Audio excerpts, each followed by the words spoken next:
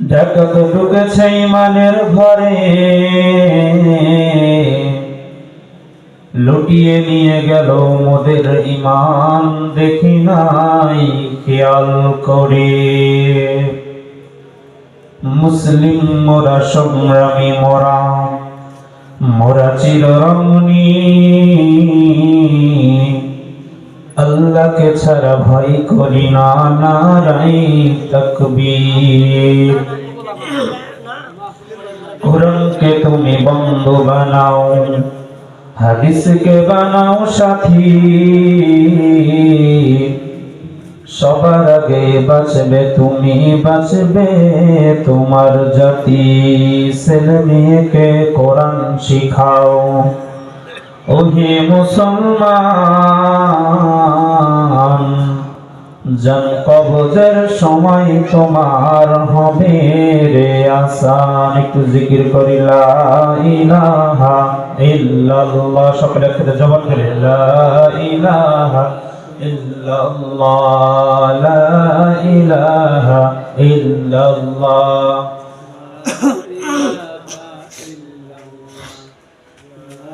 আচ্ছা উপরে সিয়া ফাঁকা আছে।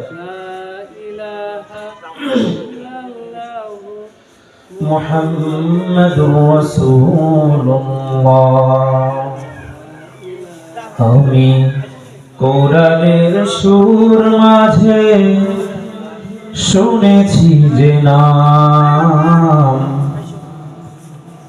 আজানের সুর মাঝেও শুনেছি ও নাম। আমি কোরআনের সুর মাঝে শুনেছি যে নাম, আজানের সুর মাঝেও শুনেছি ও নাম। ও নাম শুনেছি আমি আমার হৃদয়, হে রাসূল নবীজি তোমায়, হে রাসূল নবীজি তোমায়। আমি কোরআনের সুর মাঝে শুনেছি যে নাম, আজানের সুর মাঝেও শুনেছি ও নাম। আলহামদুলিল্লাহ, ঐতিহ্যবাহী দেলওয়াকান্দি মধ্যপাড়া জামে মসজিদের উন্নতি করবে আজকের এই তাফসীরুল কোরআন মাহফিলের সম্মানিত সভাপতি, বিশেষ অতিথি, পর্দার অন্তরের মা ও বোনেরা, সবাইকে জানাই আমার অন্তরের অন্তঃস্থল থেকে আন্তরিক মোবারকবাদ ও শুভেচ্ছা। আমরা সর্বপ্রথম সে আল্লাহ জাল্লা শানুহুর দরবারে শুকরিয়া জ্ঞাপন করছি যে আল্লাহ পাক রব্বুল আলামিন আমাদেরকে এই ফিতনা ফাসাদের যুগ থেকে হেফাজত করে দ্বীনি মজমায়ে কোরআনের মজলিসে আসার জন্য, বসার জন্য তৌফিক দান করেছেন। সে আল্লাহ জাল্লা শানুহুর দরবারে দিল থেকে শুকরিয়া আদায় করি, সকলেই বলি আলহামদুলিল্লাহ। অতঃপর লক্ষ-কোটি দরুদ অবতীর্ণ হোক আকায়ে নামদার, মদিনা কে তাজদার, সরওয়ারে দো আলম নবী বিশ্ব নবী রাহমাতাল লিল আলামিন, সকলেই পড়ি সাল্লাল্লাহু আলাইহি ওয়াসাল্লাম। সম্মানিত হাজিরিন, আলোচনা লম্বা নয়, ভূমিকা ছাড়াই আমি আমার আলোচনার মধ্যে প্রবেশ করতে চাই।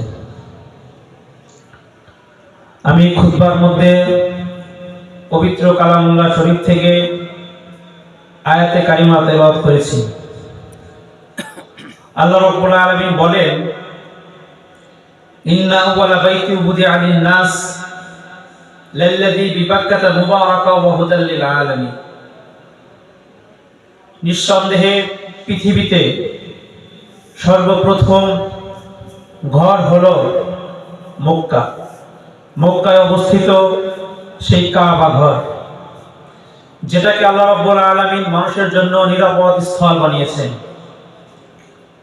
সেখানে রেখেছেন আল্লাহ তাআলা বহু বরকত, ওয়া হুদাল লিল আলামিন, এবং বিশ্ব জগতের হেদায়েত। ফিহি আয়াতুন বাইয়িনাতুন মাকাম ইব্রাহিম, সেখানে আল্লাহ তাআলা নিদর্শন রয়েছে মাকামে ইব্রাহিম।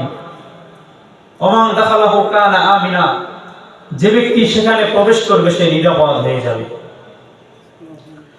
আমরা জানি পৃথিবীতে যত মসজিদ আছে, যেহেতু মসজিদের মাহফিল, ইনশাআল্লাহ মসজিদকে সামনে রেখে কিছু আলোচনা করার চেষ্টা করব।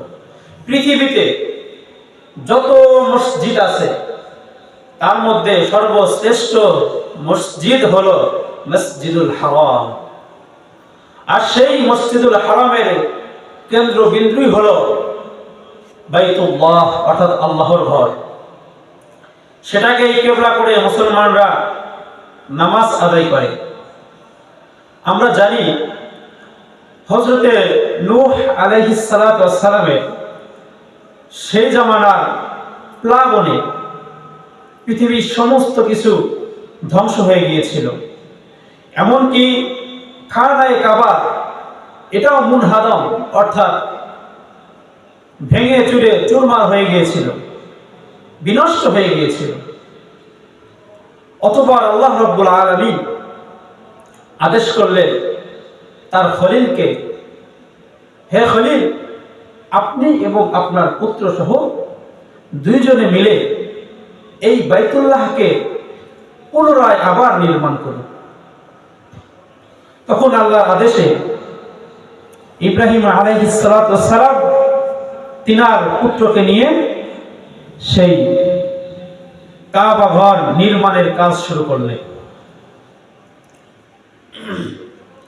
কাবা ঘর নির্মাণ করতেছেন হেড মিস্ত্রি খলিলুল্লাহ, সাথে হেল্পার জবিহুল্লাহ, ইসমাঈল জবিহুল্লাহ। যেই ঘরটা নির্মাণ করছেন বাইতুল্লাহ, কি সুন্দর মিল দেখেন। প্রধান মিস্ত্রি ইব্রাহিম খলিলুল্লাহ, সাথে সহযোগী ইসমাঈল জবিহুল্লাহ। যেই ঘরটি নির্মাণ হচ্ছে বাইতুল্লাহ, আল্লাহু আকবার। এমন একটি ঘরের নির্মাণ কাজ শুরু হয়ে গেছে। মুসলমান ভাইরা আমার, আল্লাহ রাব্বুল আলামিনের আদেশে হযরতে ইব্রাহিম আলাইহিস সালাতু ওয়াস সালাম বাইতুল্লাহ নির্মাণের কাজ শুরু করে দিলেন। ইব্রাহিম আলাইহিস সালাতু ওয়াস সালাম বাইতুল্লাহর কাজ করতেছে। বাইতুল্লাহর কাজ করতে করতে এক পর্যায়ে বাইতুল্লাহ ঘরটা উঁচু হয়ে গেল, এখন আর হাতের নাগালে আসে না। এখন আর হাত দিয়ে সেটাকে ধরা যাচ্ছে না, এমন তো অবস্থায় ইব্রাহিম নবী ডানে তাকাই বামে তাকাই যে এখন একটা এমন একটা বস্তুর প্রয়োজন যার উপর দাঁড়িয়ে আমি ইব্রাহিম এই ঘরটি নির্মাণ করব। আল্লাহ রাব্বুল আলামিন ডাক দিয়ে বলতেছে, নবী ইব্রাহিম, ওই যে দেখো একটা পাথর, ওই পাথরের উপরে দাঁড়াইয়া যাও। আমি আল্লাহ রাব্বুল আলামিন ওই পাথরকে তোমার জন্য লিফটের ব্যবস্থা করে দিলাম।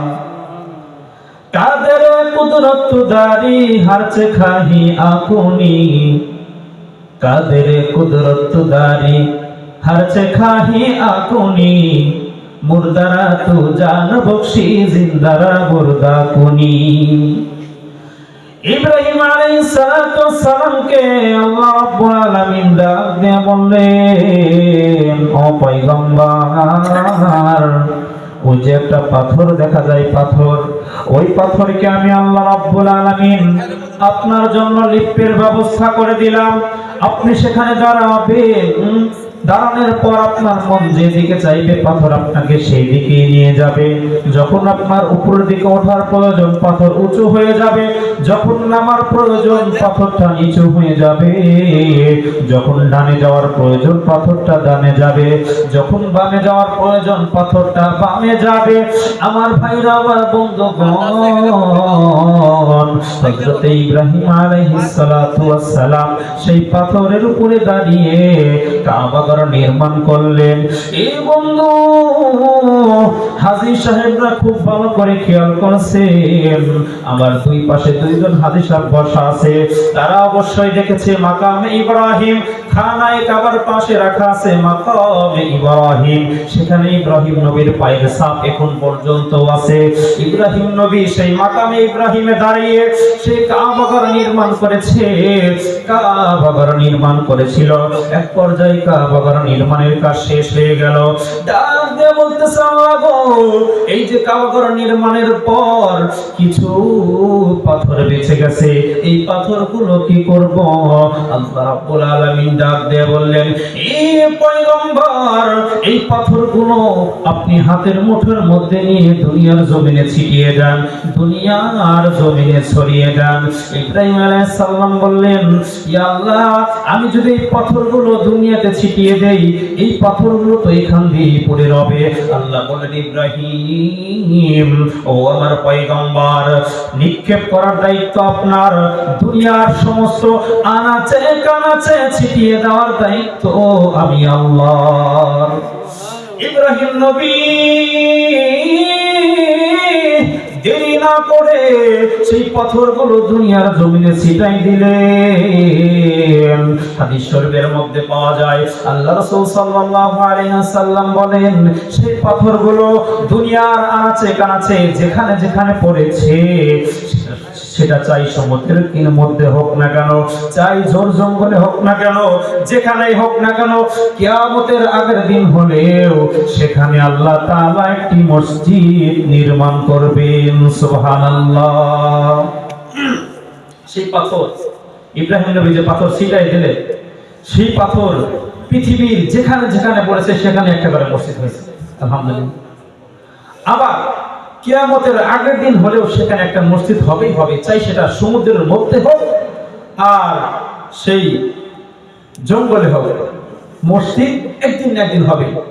সেই হাদিস যদি সত্য হয়, তাহলে আমরা এই কথা চোখ বুঝে বলতে পারি যে আমাদের এখানেও ইব্রাহিম আলাইহিস সালামের একটা পাথরের টুকরো এখানে আছে, এই মসজিদের নিচে আছে। পৃথিবীর প্রত্যেকটা মসজিদ খানায়ে কাবার একটা অংশ। খানায়ে কাবা বানানোর পর যেই পাথরগুলো বেঁচেছিল, সেই পাথরগুলো দিয়েই পৃথিবীর সমস্ত মসজিদ নির্মাণ হয়েছে। সুবহানাল্লাহ।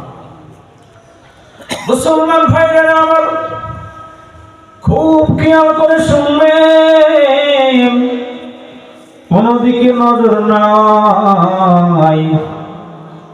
আল্লাহ রাব্বুল আলামিন কাল কঠিন কিয়ামতের দিন বাইতুল্লাহকে বলবে, ও বাইতুল্লাহ,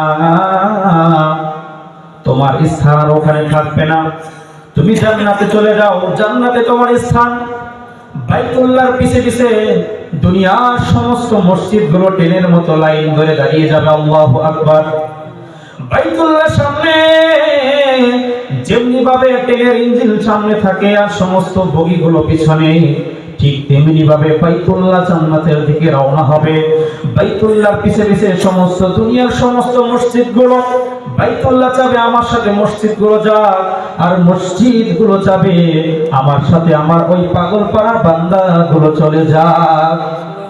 যে সমস্ত মানুষ দুনিয়াতে মসজিদের সাথে সম্পর্ক রেখেছে, যে সমস্ত মানুষ মসজিদে দান করেছে, মসজিদের হিতাকাঙ্ক্ষী হয়েছে, মসজিদের পাশে দাঁড়িয়েছে, টাকা দিয়ে, শ্রম দিয়ে, বুদ্ধি দিয়ে মসজিদের সহযোগিতা করেছে, মসজিদ সেই দিন বলবে, আমি জান্নাতে যাব না ততক্ষণ, আমার পেটের মধ্যে যতক্ষণ আসবে না আমার মুসল্লিগুলো।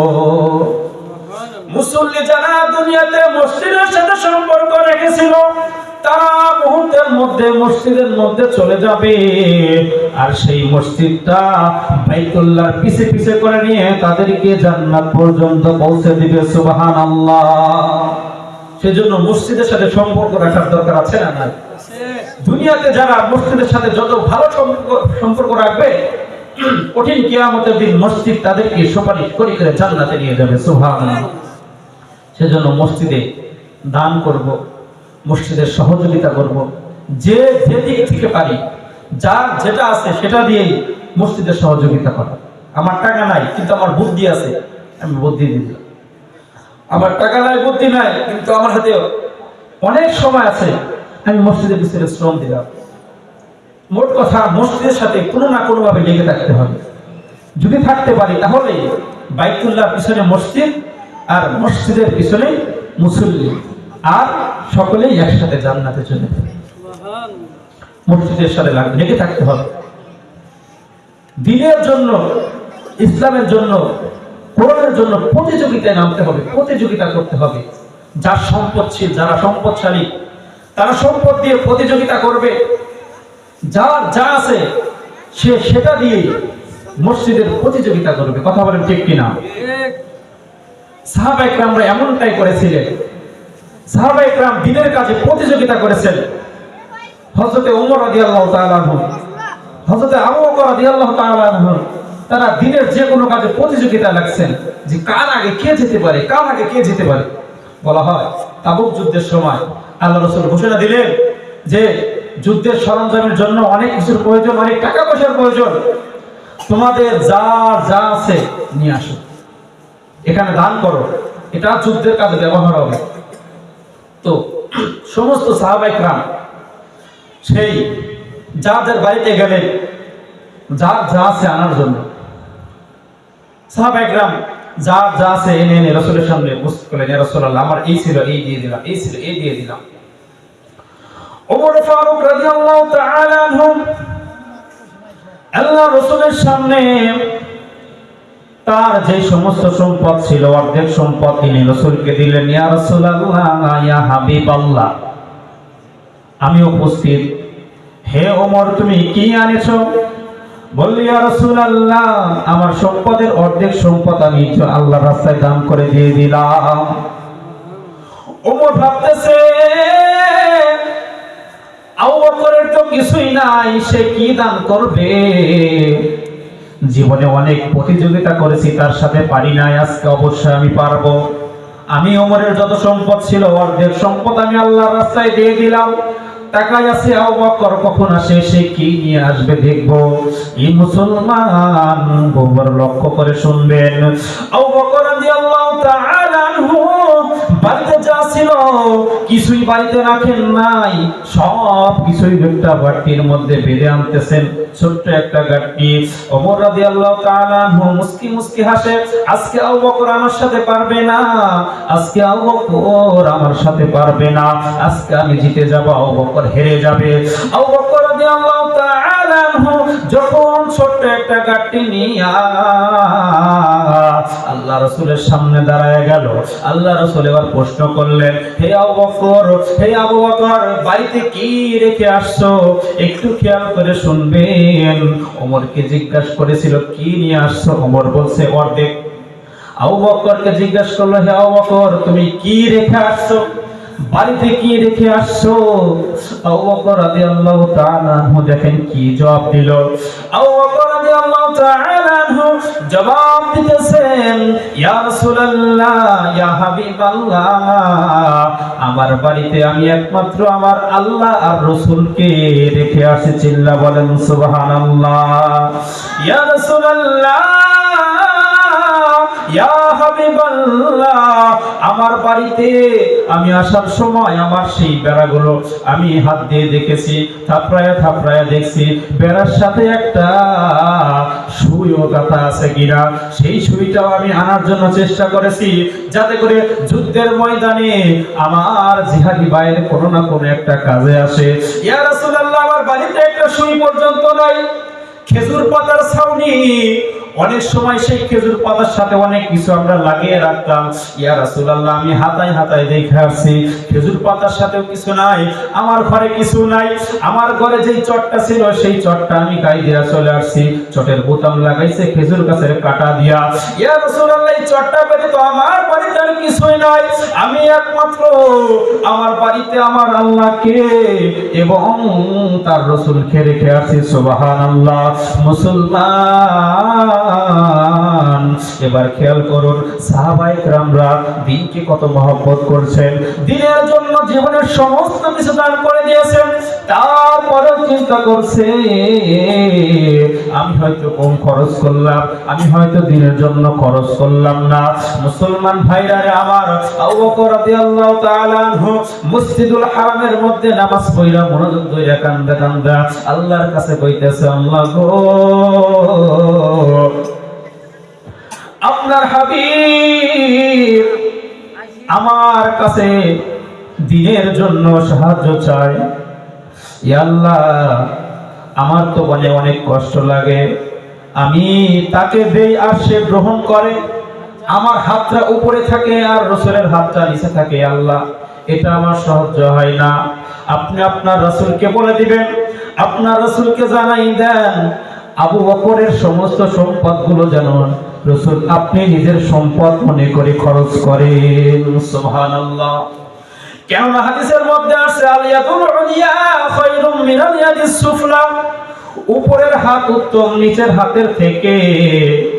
আমি আবু বকর যখন রাসূলকে দেই, রাসূলের হাত নিচে থাকে, আমার হাত উপরে থাকে, আমার হাত উত্তম হয়ে গেল, রাসূলের হাত অনুত্তম হয়ে গেল। ইয়া আল্লাহ, আমার এটা সহ্য হয় না, আমি চাই না আমার হাত উপরে থাক, রাসূলের হাত নিচে থাক। ইয়া আল্লাহ, আপনি আপনার রাসূলকে জানায় দেন, রাসূল জানো আমি আবু বকরের সম্পদগুলো নিজের সম্পদ হিসাবে খরচ করে। সুবহানাল্লাহ।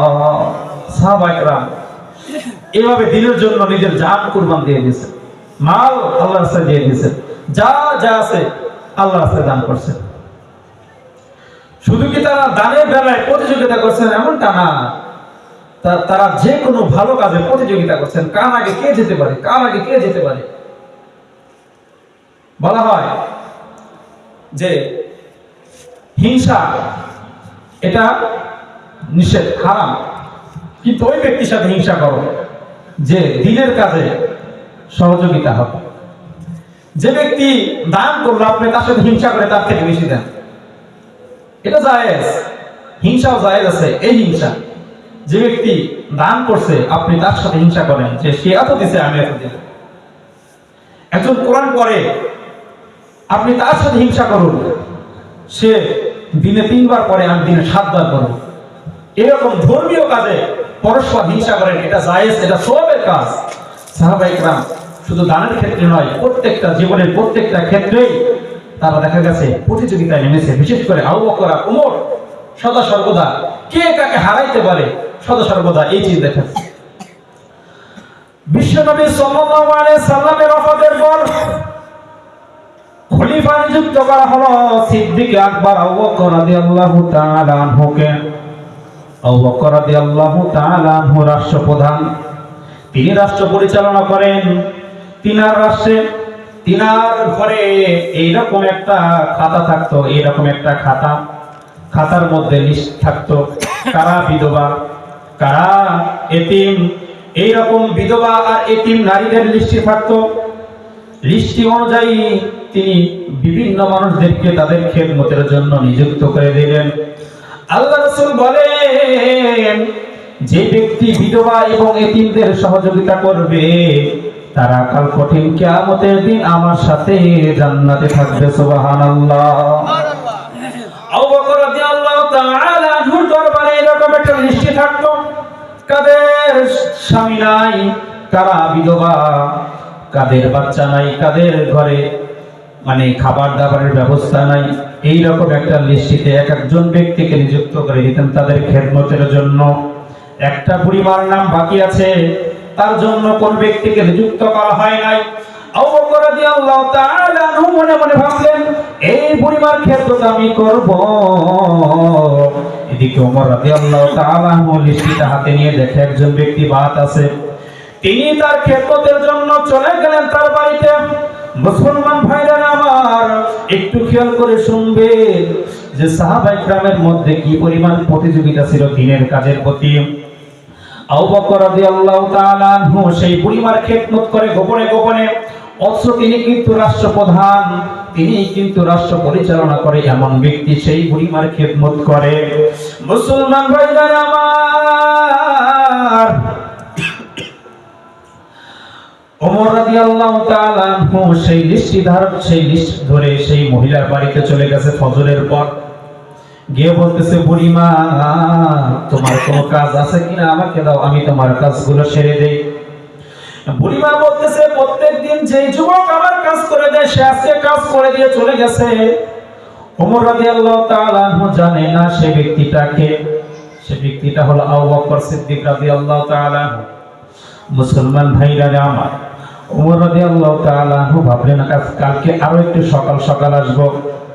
ওমর রাদিয়াল্লাহু তাআলা আনহু ফজরের সময় আসলেন, এসে বলতেছে, বুড়িমা আপনার বাড়ির কাজগুলো আমাকে দেন, আমি করে দেই। কোন কাজ বাকি আছে কি না দেন দেন, আমি করে দেই। বুড়িমা বলতেছে, প্রত্যেকদিন যে ব্যক্তি কাজ করে দেয় আজকে এই মাত্র কাজ করে দিয়ে চলে গেছে। ওমর রাদিয়াল্লাহু তাআলা আনহু ভাবলেন, সকালে আসলাম তাও পাইলাম না, ফজরের সময় আসলাম তাও পাইলাম না, তাহলে আরো আগে আসতে হবে। পরের দিন ওমর রাদিয়াল্লাহু তাআলা আনহু এশারের নামাজের পর আর বাড়িতে যান নাই। তিনি চুপ করে ঝোর জঙ্গলের মধ্যে পলায় আছেন, দেখবেন কে সেই ব্যক্তি, কে সেই বুজুর্গ যে এই বুড়িমার খেদমত করে। ওমর রাদিয়াল্লাহু তাআলা আনহু রাতের অন্ধকারে কোন এক জায়গায় লুকিয়ে আছে। আবু বকর রাদিয়াল্লাহু তাআলা আনহু রাতের অন্ধকারে খালি পায়ে সেই বুড়িমার খেদমতের জন্য আসতেছে। ওমর রাদিয়াল্লাহু তাআলা আনহু দেখেই বুঝতে পারলেন এটাই হবে সেই ব্যক্তি যে বুড়িমার খেদমত করে গোপনে গোপনে। ওমর রাদিয়াল্লাহু তাআলা আনহু সামনে গিয়ে তাকে দাঁড়াইলেন, কে তুমি, হে যুবক কে তুমি? ওমর রাদিয়াল্লাহু তাআলা আনহু নিজেই ভয় পেয়ে গেলেন, দেখলেন এটা কেউ না, এটা হলো আমাদের রাষ্ট্রপ্রধান সিদ্দিক আকবর আবু বকর রাদিয়াল্লাহু তাআলা আনহু। সুবহানাল্লাহ। আবু বকর তুমি এখানে কেন?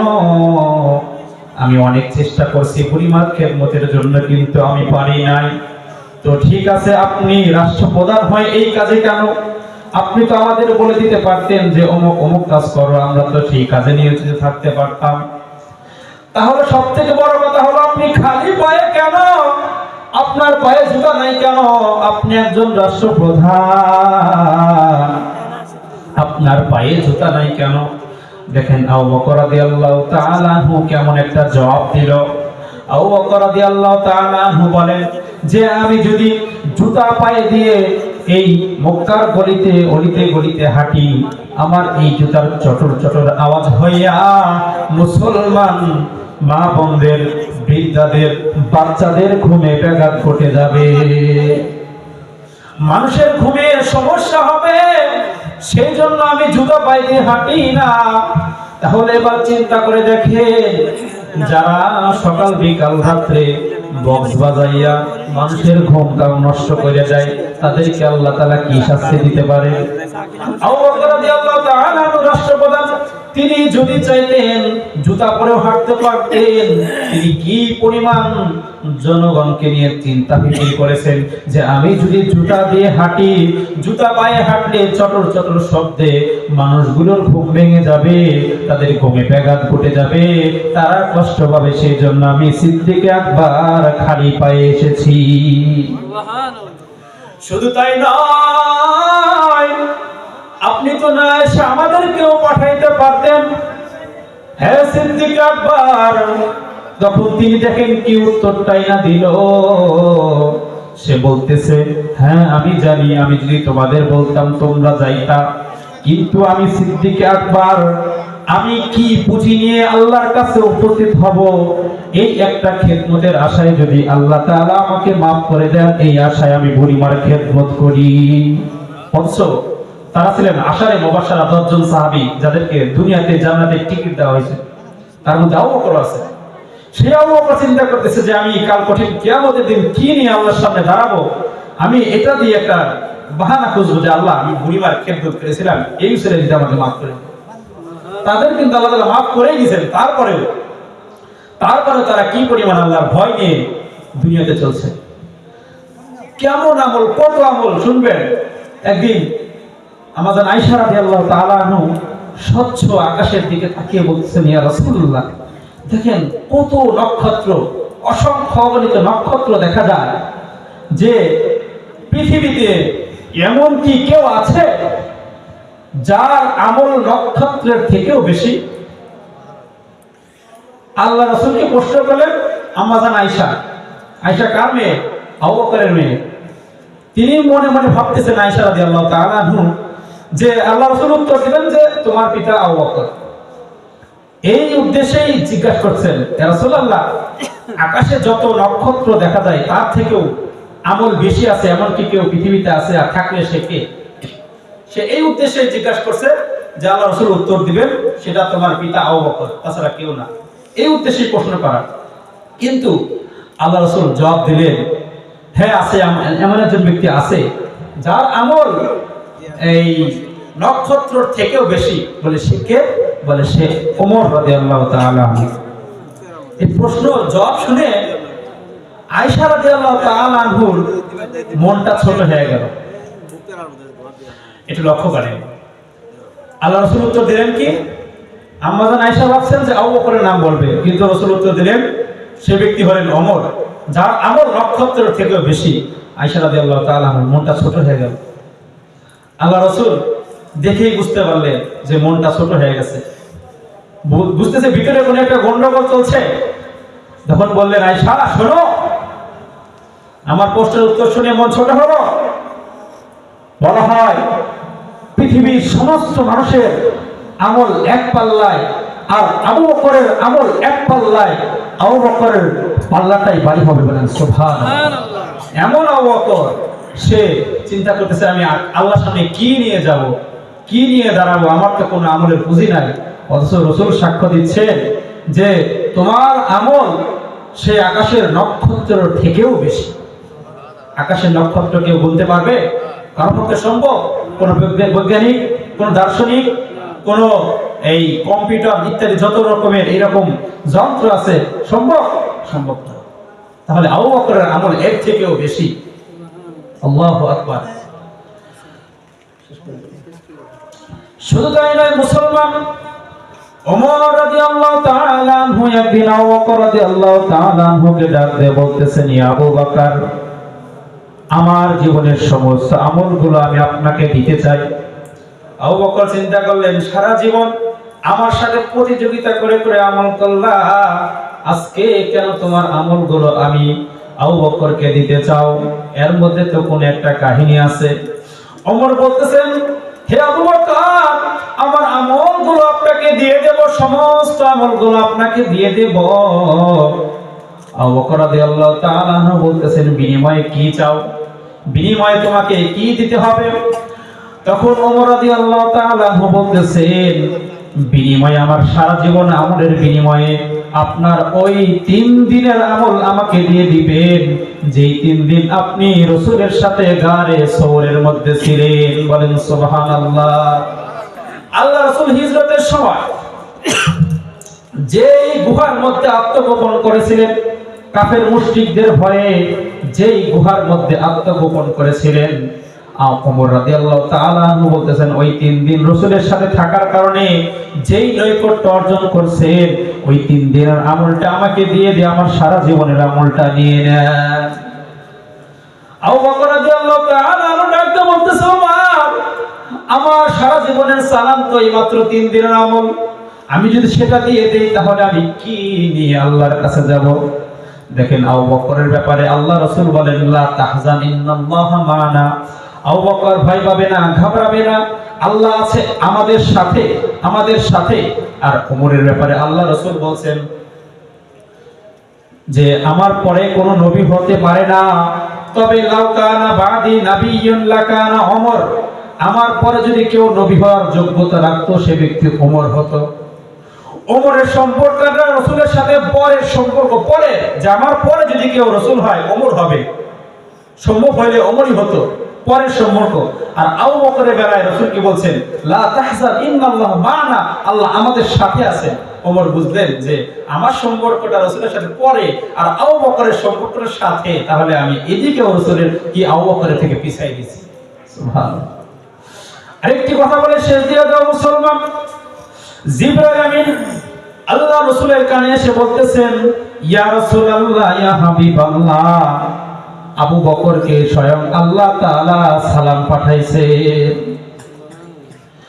এবার আপনি আবু বকরকে জিজ্ঞাসা করবেন, আমি জিবরাইল আল্লাহর পক্ষ থেকে এই কথাগুলো নিয়ে আসলাম, আমি আপনি রাসূলকে শোনাই দেই, আপনি আবু বকরকে বলে দিবেন, ইয়া রাসূলুল্লাহ, ইয়া হাবিবাল্লাহ, আল্লাহ আমি জিবরাইলকে বলে দিয়েছেন যে আমি আল্লাহ আবু বকরের উপর রাজি আর খুশি। আবু বকর কি আমি আল্লাহর প্রতি রাজি আর খুশি আছে? সুবহানাল্লাহ। কোন বান্দা আল্লাহর প্রতি রাজি আর খুশি থাকবে না, এটা হতে পারে? আল্লাহ বললেন যে আমি নিজেই আবু বকরের উপর রাজি আর খুশি। একটু আবু বকরের কাছ থেকে শুনে আসবা সে আমি আল্লাহর প্রতি রাজি আর খুশি আছে কি। তাহলে তাদের মতো জীবন আমাদের গঠন করতে হবে। তাদের জীবনী থেকে আমাদের জীবন কত পিছিয়ে আছে, সাহাবায়ে কেরামের জীবন থেকে, তাদের আমল থেকে আমাদের জীবন আর আমল কত পিছিয়ে, একটু লক্ষ্য করে। তারা জান্নাতের সার্টিফিকেট পাওয়ার পরেও আল্লাহকে এক মুহূর্তের জন্য ভুলে নাই। আর আমি আপনি একটু ইবাদত করলে মনে করি আমি আপনি না জানি কত কিছু করে ফেলছি। আসলে এগুলো কিছুই না ভাই। সাহাবায়ে কেরামদের জীবনের সাথে আমাদের জীবনটা মিলাই, তবেই আমাদের জীবনটা হবে উজ্জ্বল, আলোকিত। আলোচনা অনেক ছিল, করতে পারলাম না সময় সংক্ষিপ্ততার কারণে।